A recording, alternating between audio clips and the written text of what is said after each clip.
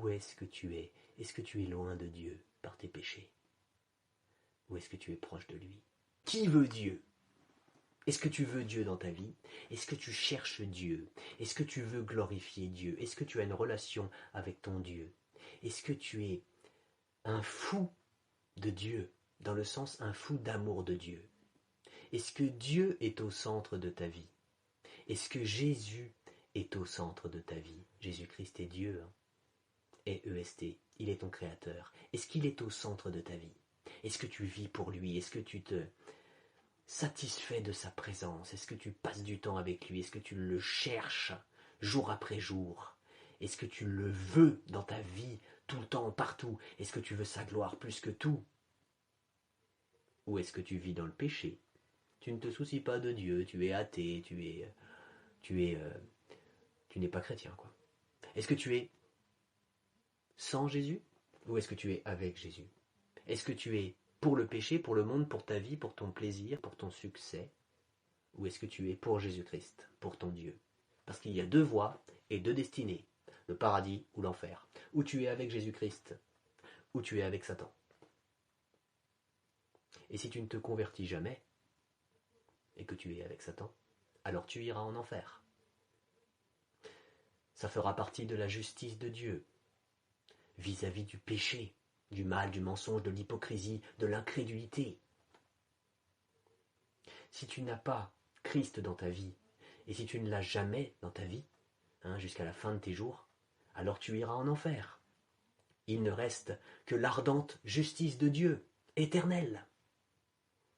Des souffrances éternelles sans fin et sans répit. Dieu ne tolère pas le mal. Dieu est juste, Dieu est saint, Dieu est parfait. Un jour dans les parvis de Dieu vaut mieux que 1000 ailleurs. C'est la vérité, ça. Vaut mieux être un jour, un seul, dans les parvis de Dieu que 1000 ailleurs. Où est-ce que tu es? Tu es où? Où est-ce que tu es? Est-ce que tu es loin de Dieu par tes péchés? Ou est-ce que tu es proche de lui? Est-ce que tu as une relation d'adoration vers lui et tu veux encore faire mieux, être plus proche? Ou est-ce que tu es loin de lui? Loin de son amour, loin de sa tendresse, loin de ses bras d'amour, loin de son cœur, loin de sa paix et de sa joie? Est-ce que tu n'as aucun sens à ta vie? Le sens de la vie, c'est de vivre pour la gloire de Dieu. Le reste, c'est vain, vanité. Ça n'a aucun sens. Tu vas au travail, tu es chrétien, tu vas au travail pour la gloire de Dieu. Tu as une famille, tu es chrétien, tu en prends soin pour la gloire de Dieu.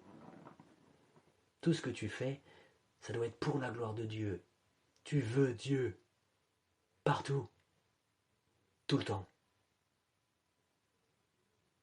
Ou alors, tu es rebelle à Dieu. Il y a quelque chose qui t'empêche de t'approcher de Dieu. Dieu t'aime. Dieu t'aime tellement. Est-ce que tu désires passer l'éternité à glorifier Dieu? Même juste après un seul péché, pour ceux et celles qui ne sont pas élus de Dieu, c'est-à-dire pour ceux et celles qui ne seront jamais venus à Christ, à Jésus-Christ durant toute leur vie, même juste après un seul péché, pour ces gens-là, il y aura l'enfer éternel. Mais Dieu a un message à te donner, et ce message le voici. La Bible dit: « Car Dieu a tant aimé le monde, qu'il a donné son Fils unique, afin que quiconque croit en lui ne périsse pas, mais qu'il ait la vie éternelle. Viens à Jésus-Christ. Donne-lui tes craintes, donne-lui tes joies, donne-lui tes peines. Confie-toi en Dieu et surtout crois en lui. Jésus-Christ est venu mourir sur une croix. Jésus-Christ est Dieu, il est Dieu. Il est l'Éternel, il est ton Créateur. Il est venu mourir sur une croix pour que tu aies le vrai sens de la vie, qui est de glorifier Dieu chaque jour qui passe, dans cette vie terrestre et pour l'éternité au paradis, là où il n'y aura plus jamais aucune souffrance. Dieu est venu pour cela, pour te donner le vrai sens de la vie. Jésus-Christ s'est sacrifié pour toi, pour te délivrer du mal, te délivrer du péché, te délivrer de l'enfer, te délivrer du diable, te délivrer de tes mauvaises habitudes. Je ne sais pas ce que tu as, peut-être de ta haine. Je ne sais pas quel péché tu pratiques. Dieu lui-même s'est sacrifié pour te débarrasser de tout ça. Est-ce que tu veux l'accepter? Pour te débarrasser de l'enfer aussi. Il est venu prendre sur lui la condamnation de ceux et de celles qui croiraient et qui se repentiraient. Il est venu payer le châtiment de Dieu de ceux et de celles qui croiraient et qui se repentiraient. Le châtiment vis-à-vis des péchés. Il a tout payé pour eux. Est-ce que tu veux l'accepter?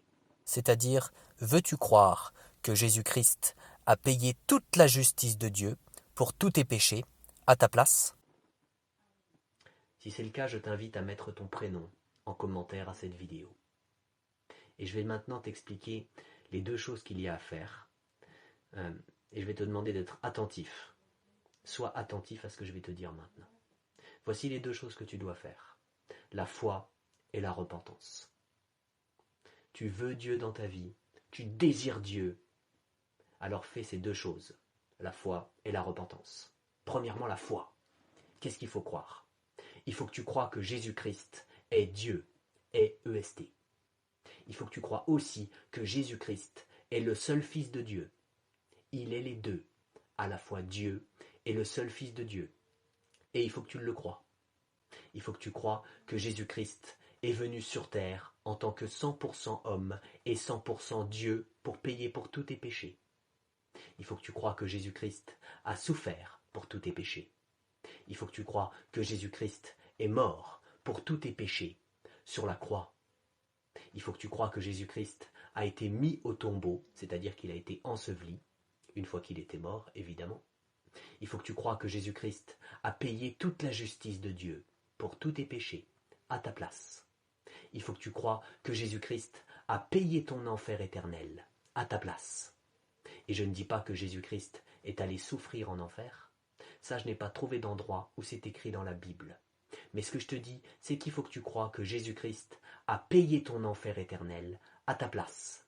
C'est-à-dire qu'il a réussi à payer ta punition illimitée en un temps limité. Voilà ce qu'il faut que tu crois. Et il faut que tu crois que Dieu a ressuscité Jésus-Christ au 3e jour. Et que Jésus-Christ est vivant pour toujours. Que Jésus-Christ vit pour l'éternité. Que Jésus-Christ est victorieux sur le diable, sur le monde, sur la mort, sur le péché. Que c'est bien Dieu qui a ressuscité Jésus-Christ au 3e jour. Et que Jésus-Christ est vivant pour toujours. Voilà pour la foi. Et si tu as accepté de croire tout ce que je viens d'expliquer là, alors la deuxième chose qu'il faut que tu fasses, c'est la repentance. C'est-à-dire qu'il faut que tu parles à Dieu en le priant. Et il faut que tu lui dises combien tu regrettes de lui avoir fait du mal par tes péchés, par tes fautes. Il faut que tu t'engages devant Dieu à ne plus pratiquer le péché sous n'importe laquelle de ses formes. Et il faut que tu cites tes fautes, tes péchés à Dieu, et il faut que tu lui demandes pardon. Alors arrête cette vidéo maintenant et pratique cette repentance. Je veux Dieu partout, je veux servir Dieu partout, pour sa gloire dans tous les domaines de ma vie. Et toi?